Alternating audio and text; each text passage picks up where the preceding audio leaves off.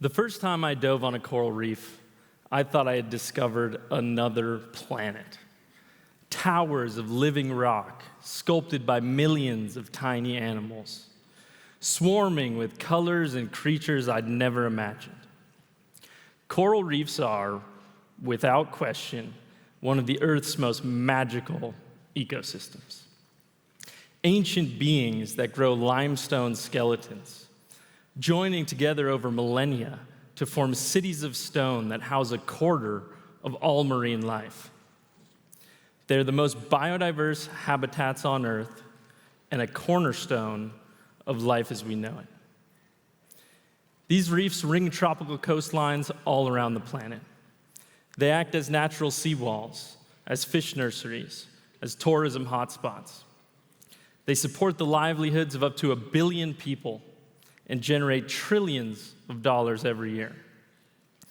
But sadly, these coral reefs are collapsing all around the world. Due to overfishing, pollution, and climate change, we've already lost half of the world's coral reefs in just the past few decades. And as our planet continues to warm, scientists project that by 2050, over 90% of the world's reefs will be dead. The good news is, restoration works. I know because as the co-founder of Coral Vita, a company building technologies to scale coral restoration, I've personally seen how organizations around the world have transformed degraded reefs back into thriving ecosystems full of fish. But here's the truth. For every hole we plug, 10 more leaks burst through the dam. Despite local successes, we simply can't keep up with the accelerating impacts of climate change. And so I'll be the first to admit, the best thing we can do for reefs is not to restore them. It's to stop killing them in the first place. While different initiatives have made important local impacts, on a global scale, restoration efforts don't even register on a graph like this one. This is showing an estimate of global coral reef health over time, pulling from different regional studies that all tell the same tragic story of steep reef decline. What happens next depends almost entirely on how we respond to climate change. If we're able to limit warming to the 1.5 degrees Celsius ambitious Paris climate target, reefs take a beating, but they survive. And in many places, they'll still thrive. At 2 degrees of warming, the outlook is much worse, and reefs are hanging on by a thread. Some will survive, but most won't.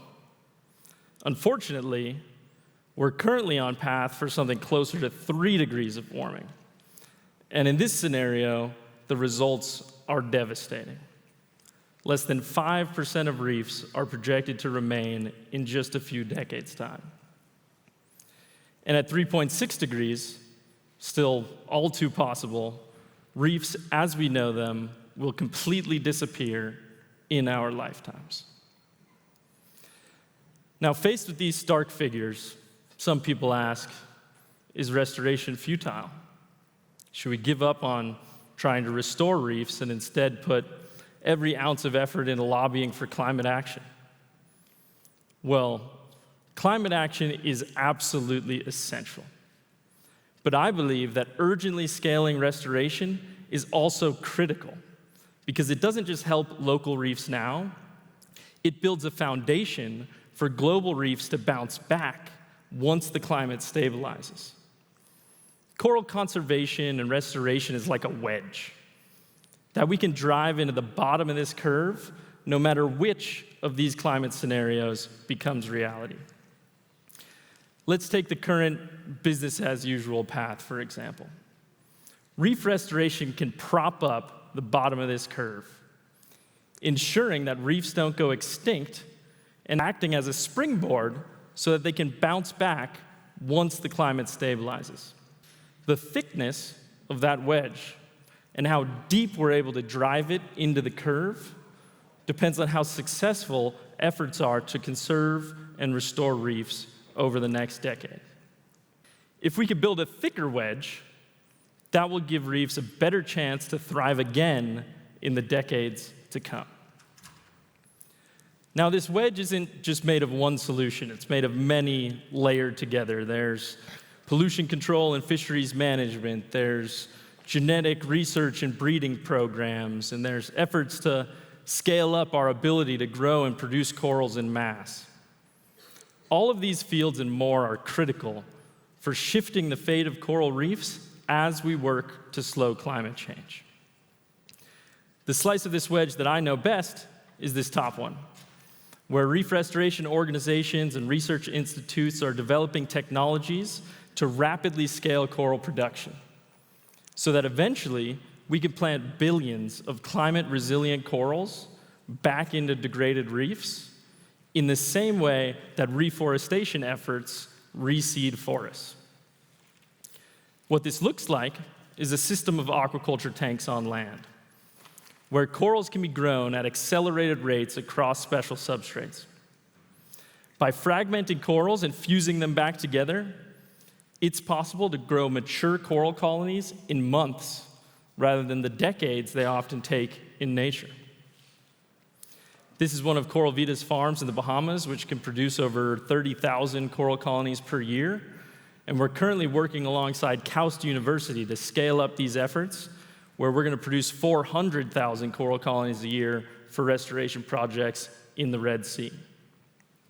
And throughout the restoration process, a suite of new hardware and software tools are being used to gather millions of data points, allowing practitioners to harness the power of AI to monitor coral inventory, to assess coral health and growth, and to optimize production so that we can reliably and efficiently produce corals at scale. But growing these corals isn't enough if they can't survive in the warmer oceans we plant them into. And that's why scientists in Miami, Hawaii, and beyond are developing the field of science known as assisted evolution, which can boost the coral's resiliency against the warming and acidifying oceans that threaten their survival.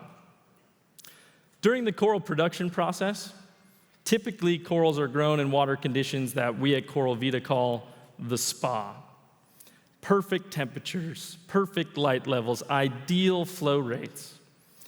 You want to make the corals as comfortable as possible so that they can grow as fast as possible. But periodically, we have to take them to the gym. And this graph is showing how they perform when we ask them to lift weights. Each dot along this curve is a different DNA strain of coral. And as we ramp up water temperatures, you can see which individuals are able to stay healthy the longest. It's then possible to choose the most resilient genotypes and to breed them together, to create new generations of coral, new DNA strains by the thousands that are better adapted to survive in the warmer oceans of the future. And restoration teams are also building new technologies to understand how reefs work better than ever before. Our colleagues at Scripps are pioneering techniques to create 3D models of reefs that can watch and see how they're changing over time. Computer vision algorithms can analyze individual corals and track survivorship rates. AI can even listen to the many sounds that permeate through a reef so that we can hear when a reef is healthy and when it needs help. All of these efforts create a wedge of hope for coral reefs.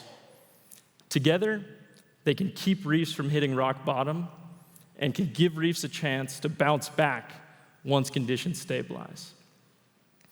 The reefs of our generation will largely depend on the future path of climate change. But the reefs our children inherit will also depend on the work we do right now, while there's still magic left to save. Thank you.